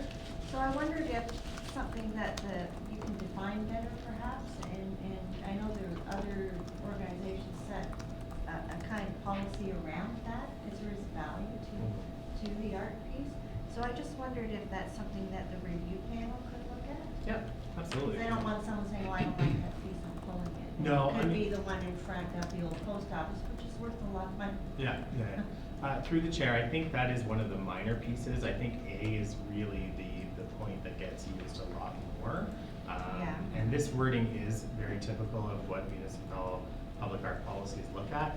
I think when they refer to that, you know, it's no longer relevant to their art collection, I think they're looking at things that were maybe something that was a very special or unique or niche piece that they had done as, like, you know, like an anniversary piece or whatever, and it became part of their collection, and then 10 years later, 20 years later, they're like, why do we have these giant polar bears all over the town? Like, they don't get it anymore. It doesn't seem to be relevant, but because it's part of the town's collection or permanent collection, they can't do anything with it unless they go through the deaccession process. And so I think that that's why the verbiage is in there. Typically, it's because the piece of art is damaged significantly. That will cause either it's a safety concern, it's not acting as it should in terms of, like, for example, the fountain that we had, it didn't work anymore. You couldn't contain it or keep it as a piece of public art because of the way that it's situated. It's either deteriorating in other ways. You know, the paint is peeling, things like that. There's a bunch of different ways that are there, and that's typically where we would go with it. But art, as you know, appreciates in value as it gets older. So it really is a very rare thing to do when you're decommissioning a piece of public art. And I understand that the condition of the piece is critical to that decision as well, but I just thought it needed to be a bit clearer as what that relevance was. And my last question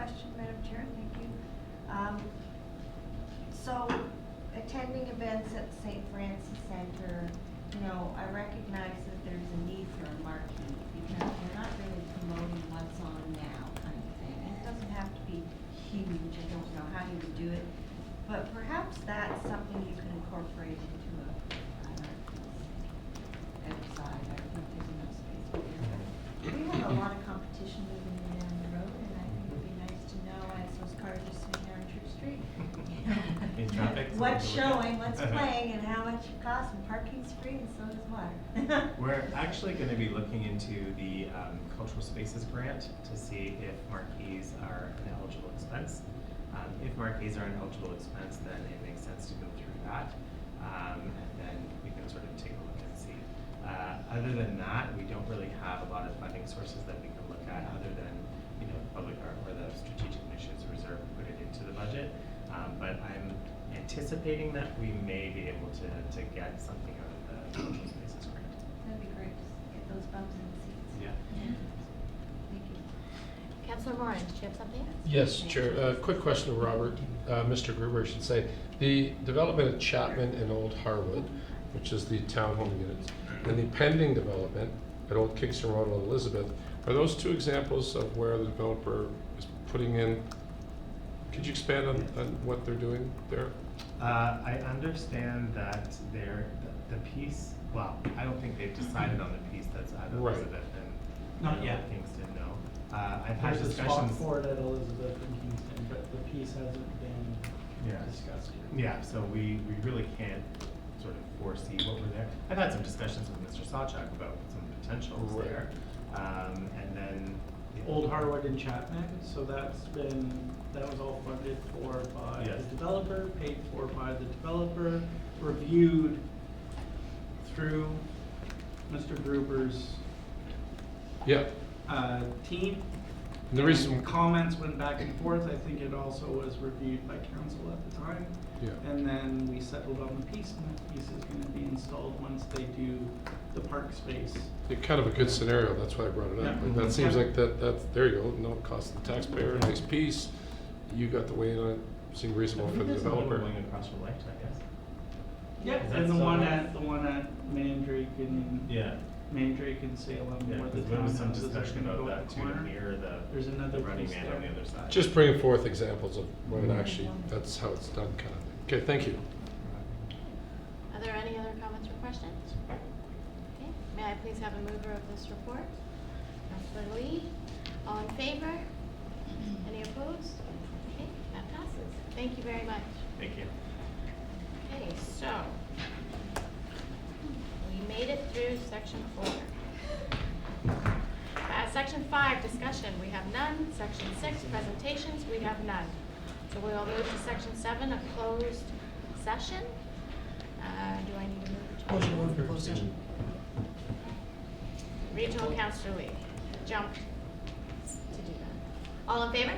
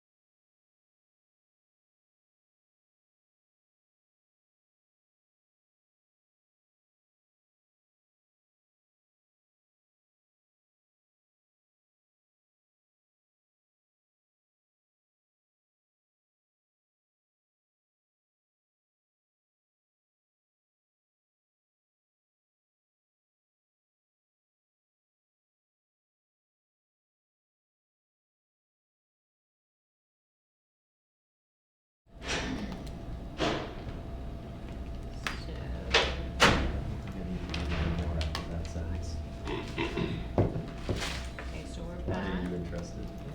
And now. You're done, doesn't matter, it's. Okay, so what's our next move? Adjournment. Adjournment. Who wants to move to adjourn? Regional Councillor Lee. All in favor? Any opposed? Okay, thank you very much, everyone. So folks, just procedurally, I'll just book this room for after the meeting and then we'll just